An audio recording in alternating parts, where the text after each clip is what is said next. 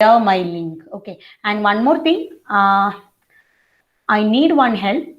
Anyone can start one WhatsApp group for the programming paradigms, and please add me also. Okay. ആരെങ്കിലും ഒരാൾ initiative എടുത്തൊരു group start ചെയ്യുക and add me into that group and I can share my notes and videos into that group. Okay, anyone can start a group. Okay, so this is a syllabus for the programming paradigm subject. So this is a syllabus. I think you can see this. So as I already said, you can see name, scope, the whatever words written in the syllabus, these terms are always familiar to you. If you are not studied anything also, you can write something in this subject.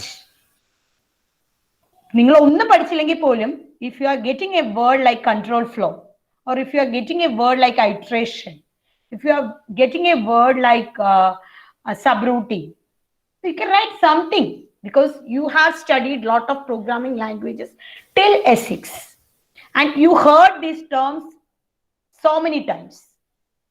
You heard these terms so many times before S7. So if you didn't study anything, even though you can write something in this answer or in this paper. So this is the easy factor of programming paradigms. So this all this syllabus.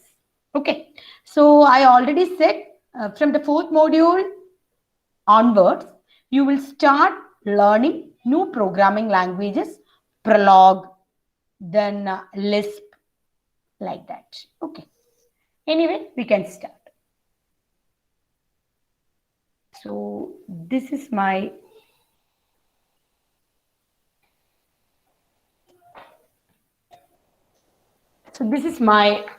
presentation.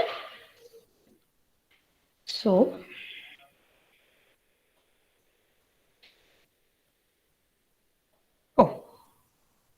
who have started that group?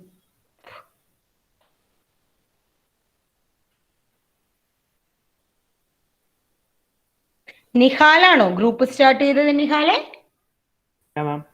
Thank you മോനെ, thank you. ഇത്ര sudden അല്ലേ? Thank you. So anyway, so module 1, programming paradigms. So what do you mean by programming paradigms? Programming paradigms means the way of classifying programming languages. Way of classifying programming languages. So you know that C is a procedural programming language. CPP and Java are object-oriented programming language. These all concepts are, you know. So basically, the programming paradigms means way on which we are classifying programming languages. എങ്ങനെ നമ്മൾ ലാംഗ്വേജസിനെ classify ചെയ്യും എന്നതിനെയാണ് programming പാരഡിംസ് എന്ന് പറയുന്നത്. So there are two ways of classifying programming paradigms.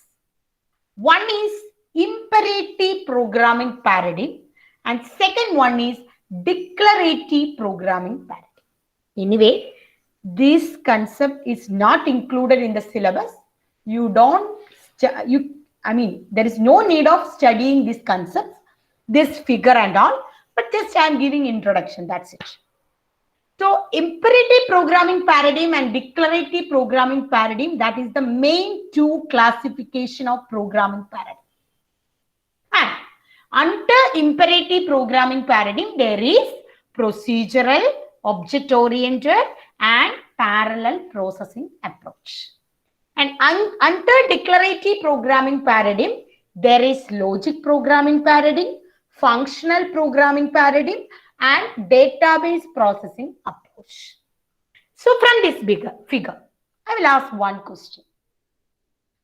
C is included within dash paradigm. ഏത് പാരഡിമിലായിരിക്കും C എന്ന language include ചെയ്തിരിക്കുന്നത്? C എന്ന language ഏത് പാരഡിങ് ആയിരിക്കും? Imperative or declarative? ഈ ഒരു ഫിഗർ വെച്ച് പറഞ്ഞേ.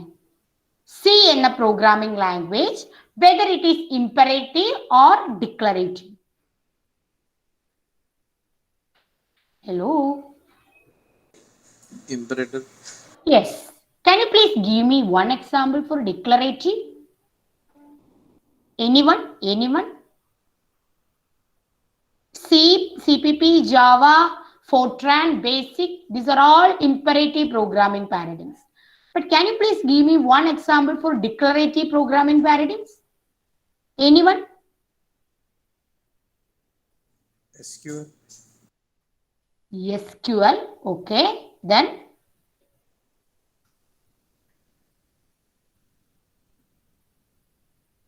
Prolog, Haskell, Lisp. ഇതൊക്കെ കേട്ടിട്ടുണ്ടോ? ഇങ്ങനെയൊക്കെ കേട്ടിട്ടുണ്ടോ? Prolog, Lisp, Haskell എന്നൊക്കെ കേട്ടിട്ടുണ്ടോ? ആരെങ്കിലും കേട്ടിട്ടുണ്ടോ?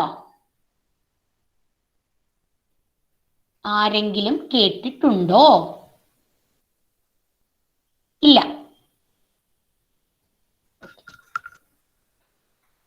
ശരി, അപ്പൊ ഞാൻ ഈ പറഞ്ഞ കാര്യങ്ങൾ തന്നെയാണ് ഇവിടെ എഴുതി വെച്ചിരിക്കുന്നത്. അതുകൊണ്ട് ഈ ഒരു സ്ലൈഡുകളൊന്നും ഞാൻ പറഞ്ഞു പോകുന്നില്ല. പ്രോഗ്രാമിംഗ് പാരഡിം എന്താന്നുള്ളതാണ്. എന്തുകൊണ്ടാണ് ഞാൻ ഇതിലെ എല്ലാ വേർഡും പറയാത്തതെന്ന് വെച്ചാൽ ഇതൊന്നും സിലബസിലുള്ളതല്ല. This figure, this classification are not included in the syllabus. That's why I am not explaining much. But anyway, we will learn logic programming and functional programming in detail in the 4th module. Okay, so first 2 modules we will concentrate on the basic concepts, and in the first 3 modules we will concentrate on the basic concepts of imperative programming paradigm, and in the 4th module onwards we will start declarative programming paradigm. Then 5th module we will 100% concentrated on object-oriented programming, and 6th module again we will learn the basic concepts. Okay, so 4th module 100% dedicated to declarative programming paradigm.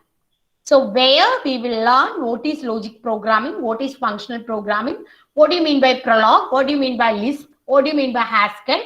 So these are all programming languages actually. These are all programming languages that we will learn in the 4th module. Okay. So this is an imperative programming paradigm. What do you mean by that?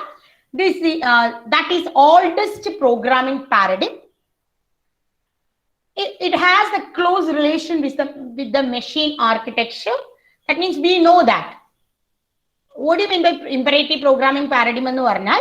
That is procedural programming paradigm. That means whatever you want to implement, you have to write line by line code and implement that particular code. If you want to achieve a goal, you have to write line by line algorithm and convert that algorithm into a programming language using that construct or using that syntax. Then you can achieve that particular output. That is a way of imperative programming paradigm, and you all people are doing imperative programming paradigm. ഇതൊരു നമ്മൾ തമാശയ്ക്ക് പറയുകയാണെങ്കിൽ പോലും കഴിഞ്ഞ നിങ്ങളുടെ സീനിയേഴ്സിന് ഒരു IT കമ്പനിയുടെ പ്ലേസ്മെന്റിന് ചോദിച്ചിരുന്നു, വോൺ ന്യൂമാൻ ആർക്കിടെക്ചർ ബേസ് ചെയ്തിട്ടുള്ള പ്രോഗ്രാമിംഗ് പാരഡിം എന്താണ് ഒരു ഇന്റർവ്യൂവിന് ചോദിച്ചതാണ്. അപ്പൊ നമ്മൾ ഒട്ടും എക്സ്പെക്ട് ചെയ്യില്ല എത്രയും ഓൾഡസ്റ്റ് ആയിട്ടുള്ള കാര്യങ്ങളൊക്കെ ചോദിക്കുമെന്ന്. പക്ഷെ അതുവരെ അത് ഇന്റർവ്യൂവിന് ഇരിക്കുന്ന ആളെ പോലെ ഇരിക്കും. അപ്പൊ അതുകൊണ്ടാണ് ഞാൻ പറയുന്നത് നമ്മുടെ പഠിച്ച പ്രോഗ്രാമിംഗ് ലാംഗ്വേജിന്റെ പുറകിലോട്ട് നമ്മൾ പോവാണ്. ഓക്കെ, സോ നമ്മൾ ഇതുവരെ ചെയ്തുകൊണ്ടിരുന്ന എല്ലാ പ്രോഗ്രാമിങ്ങും till now whatever you have done or whatever you have written, that all under imperative programming paradigm.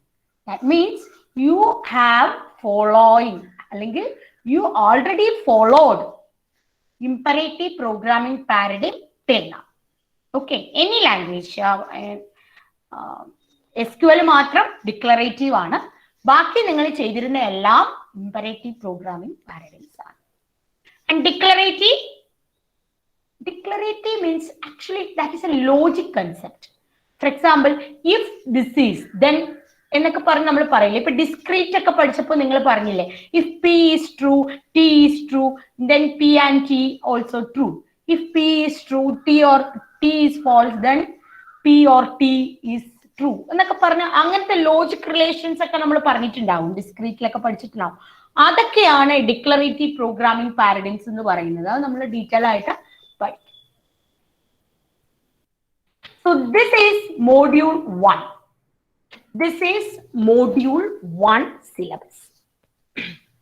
So module 1 7 hours ആണ് പറഞ്ഞിരിക്കുന്നത്. So ഇത്രയും കാര്യങ്ങളാണ് module 1 content. Okay.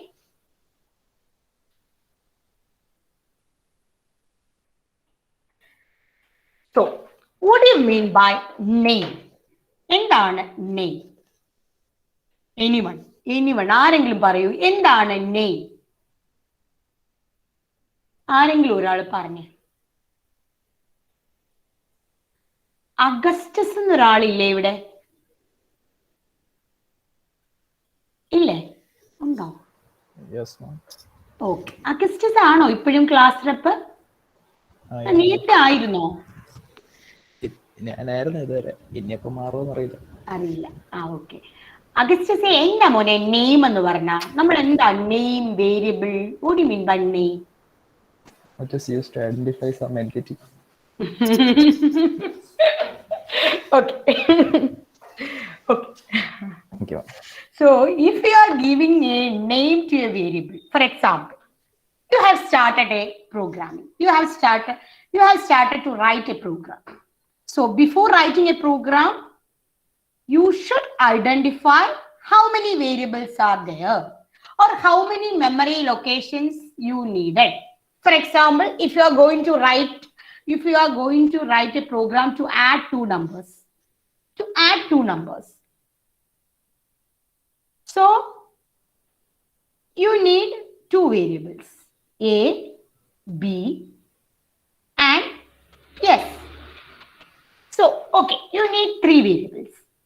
So these three variables means the value is correct changing simultaneously. Value change ചെയ്തുകൊണ്ടേ ഇരിക്കുന്നതുകൊണ്ടാണ് നമ്മൾ അതിനെ variable എന്ന് വിളിക്കുന്നത്. അപ്പോ for example I'm giving a task to write a program. ഒരു പ്രോഗ്രാം എഴുതാൻ ഞാനൊരു ടാസ്ക് തരുകയാണ്. ഫോർ എക്സാമ്പിൾ അശ്വിൻ എന്നൊരാളുണ്ടോ ഇവിടെ? Ashwin? Yes ma'am.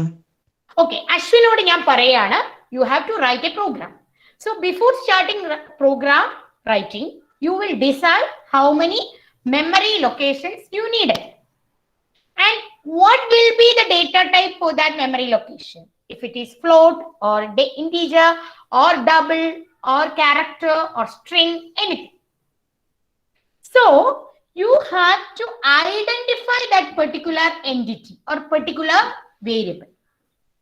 So for that you can give some names. അല്ലെ, നിങ്ങളുടെ ക്ലാസ്സിൽ കെസിയ ഒരാളാണ്, ഗായത്രി ഒരാളാണ്. രണ്ടുപേരും രണ്ട് എൻറ്റിറ്റീസ് ആണ്. രണ്ടുപേരെയും ഡിഫറൻഷിയേറ്റ് ചെയ്ത് മനസ്സിലാകാനാണ് we are giving names, right? Kezia is an one entity and Gayatri is an another entity. That name is a specifier for distinguishing entities. അപ്പോ എനിക്ക് ഈ എ ബി എസ് എന്നുള്ള 3 പേര് നമ്മുടെ അശ്വിൻ കൊടുക്കുകയാണ് വേരിയബിളിന്. I'm asking whether Ashwin can name Kezia, Gayathri and ആരാ കൃപ എന്നുള്ള ആളുണ്ടോ എന്ന് എനിക്കറിയില്ല, ജസ്റ്റ് ഞാൻ പറഞ്ഞാണ്. അപ്പോ കെസിയ, ഗായത്രി, കൃപ എന്ന് 3 പേര് അശ്വിന് മെമ്മറി ലൊക്കേഷന് കൊടുക്കാൻ പറ്റുമോ? അശ്വിൻ, അങ്ങനെ 3 പേര് കൊടുക്കാൻ പറ്റുമോ? അശ്വിൻ സിയിൽ പ്രോഗ്രാം എഴുതുമ്പോ 3 വേരിയബിളിന് കെസിയ, ഗായത്രി, കൃപ എന്ന് പേര് കൊടുക്കാൻ പറ്റുമോ? Yes ma'am. കൊടുക്കാൻ പറ്റും. യെസ്, കൊടുക്കാൻ പറ്റും. നമുക്കറിയാം the name for an entity that can be a string of characters, that can be a single character or a string of characters. and it is used to refer variables, functions, operations. ഇപ്പൊ നിങ്ങൾക്കറിയാം structure എഴുതിയാൽ we need to give name, class എഴുതിയാൽ we need to give name, function എഴുതിയാൽ we need to give name, variablesനെ name കൊടുക്കണം. So function is an entity, structure is an entity, class is an entity. ഇതെല്ലാം different entity ആണ്. We have to distinguish them. So for that we need to give name. So name is a string of characters. And what do you mean by binding? What do you mean by binding? This function, this variable, structure, class, ഇവയെല്ലാം നമുക്ക് എന്തെന്ന് വിളിക്കാം? Entities അല്ലെങ്കിൽ എൻറ്റിറ്റിയുടെ instance ആയ object എന്ന് വിളിക്കാം. അതായത് ഇവ ഫോർ എക്സാമ്പിൾ ഞാൻ പറയാം, കെസിയ അല്ലെങ്കിൽ കെസിയുടെ പേര് എപ്പോഴും പറയുമ്പോൾ കെസിയക്ക് അത് ബുദ്ധിമുട്ടായാലോ, വേറൊരു പേര് പറയൂ, വേറൊരു പെൺകുട്ടിയുടെ പേര് പറയൂ. എലിസബത്ത് എന്ന ഒരു ഒബ്ജക്റ്റ്, എലിസബത്തിന് പേര് കൊടുക്കുന്നു എലിസബത്ത് എന്ന്. ഈ രണ്ടും തമ്മിലുള്ള അസോസിയേഷനെ വിളിക്കുന്ന പേരാണ്. അതായത് we need to identify this as an Elizabeth. So for that we need to bind Elizabeth, that is a string of characters, that is to the entity Elizabeth. Elizabeth എന്ന് പറയുന്ന ഒരു ഹ്യൂമൻ ബീയിങ്ങിന് എലിസബത്ത് എന്ന ആ string of characters, ആ ഒരു name നമ്മൾ bind ചെയ്ത് കൊടുക്കുകയാണ്. And from today onwards you will be identified as an Elizabeth. അങ്ങനെ പറയുന്ന അസോസിയേഷൻ പ്രോസസ് ആണ് ബൈൻഡിങ്. നമുക്ക് വേണമെങ്കിൽ സിമ്പിൾ ആയിട്ട് പറയാം, നമ്മുടെ വീട്ടിലെ പേരിടൽ ചടങ്ങെന്ന് പറയാം. ഒരു കുട്ടി ജനിച്ച് 7 മാസമോ അല്ലെങ്കിൽ 1 വർഷമോ കഴിയുമ്പോൾ ആ കുട്ടിയെ മടിയിൽ ഇരുത്തി പേര് കൊടുക്കുന്നു. That is an actually binding process. Because from tomorrow onwards, the society will identify you as a Elizabeth or as Kevin or as Rahul, as Advait. എന്ന് പറയുന്നതാണ് binding. Okay, then what do you mean by scope? Scope നിങ്ങൾക്ക് അറിയാം അല്ലെ? ഒരു variable, ഇപ്പോ Ashwin programme എഴുതുന്നു, അശ്വിന്റെ കയ്യിൽ ഒരു മെയിൻ പ്രോഗ്രാം ഉണ്ട്, ഒരു ഫംഗ്ഷനും ഉണ്ട്. അശ്വിൻ ഇവിടെയാണ് വേരിയബിൾ കൊടുക്കുന്നത്, ഇവിടെ വേറൊരു വേരിയബിളും കൊടുക്കുന്നു. So where the variable is active or where the binding is active. ഞാനൊരു എക്സാമ്പിൾ പറയാം. നിങ്ങൾ ഇവിടെ x ഈക്വൽ ടു 5 എന്ന് അസൈൻ ചെയ്തു. അശ്വിൻ മെയിൻ പ്രോഗ്രാമിനകത്ത് x ഈക്വൽ ടു 5 എന്ന് കൊടുത്താൽ you will get an error like undefined symbol. You will get an error like undefined symbol. Why? Because in this main program that x is inactive, where the scope of x is not exist. The scope of x is within the function only. So if you are assigning 5 to x within the main program, you will get an error like undefined variable. So because the scope of x is not exist within the main program, it is existing within the function. The scope means where that variable is active, where that function is active, where that class is active. So ഇതാണ് ഈ 3 വാക്കിന്റെയും. Okay, so name endana, binding endana, scope endana. Sometimes you feel like that because these are all we know. We know what is name, what is binding, what is scope. Then what is the need of studying these all concepts? Because ചില സമയം നമുക്ക് പല കാര്യങ്ങളും അറിയായിരിക്കും, പക്ഷേ നമുക്കത് express ചെയ്യാൻ അറിയില്ലായിരിക്കും, അല്ലെങ്കിൽ അത് എന്താണെന്നൊരു ഡെഫിനിഷൻ പറയാൻ നമുക്ക് അറിയില്ലായിരിക്കും. സോ അതിനാണ് കഴിഞ്ഞ ഒരു 15, 20, 25 വർഷമായിട്ട് എനിക്ക് തോന്നുന്നു ഈ പ്രോഗ്രാമിംഗ് പാരഡിംസ് എന്ന് പറയുന്ന ഒരു സബ്ജക്ട് ഫൈനൽ ഇയറിൽ കുട്ടികൾ പഠിക്കുന്നുണ്ട്. അത് എന്തിനാണ് പഠിക്കുന്നതെന്ന് ചോദിച്ചാൽ പലപ്പോഴും പറയുന്നത് before going for A job you have to refresh all the programming languages, whatever you have studied till X6. You have to know the basic concepts before joining a job. Because office poi jolikku poi kanya you have to write programs, right? So after this subject, you need to know what are the actual purpose of this. നിങ്ങൾ ഒരു name ഒരു ക്ലാസ്സിന് ചുമ്മാ പേര് കൊടുത്ത് പോകുമ്പോൾ ആ പേര് കൊടുക്കുന്നതിന്റെ പർപ്പസ് എന്താന്ന് അറിഞ്ഞിട്ട് വേണം നിങ്ങൾ അത് കൊടുക്കാൻ. അതുകൊണ്ടാണ് ഇങ്ങനെ ഒരു സബ്ജക്റ്റ് പഠിക്കുന്നത്. Okay. So again variables. So variable എന്ന കൺസെപ്റ്റ് ഇംപെറേറ്റീവ് ലാംഗ്വേജിലും ഒബ്ജക്റ്റ് ഓറിയന്റഡ് ലാംഗ്വേജിലും മാത്രം ഉള്ള ഒരു കൺസെപ്റ്റ് ആണ്. സോ വേരിയബിൾ എങ്ങനെയാണ്, ഈ ഒരു സംഭവം ഓർത്തു വെക്കുക, എങ്ങനെയാണ് വേരിയബിളില് എന്തൊക്കെയാണ് ഉള്ളത്.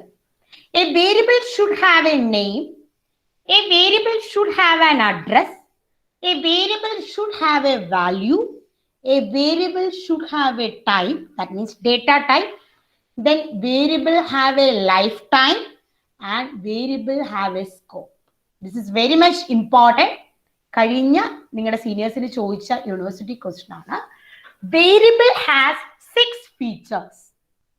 That 6 features is called 6 tuple of a variable. So one is name.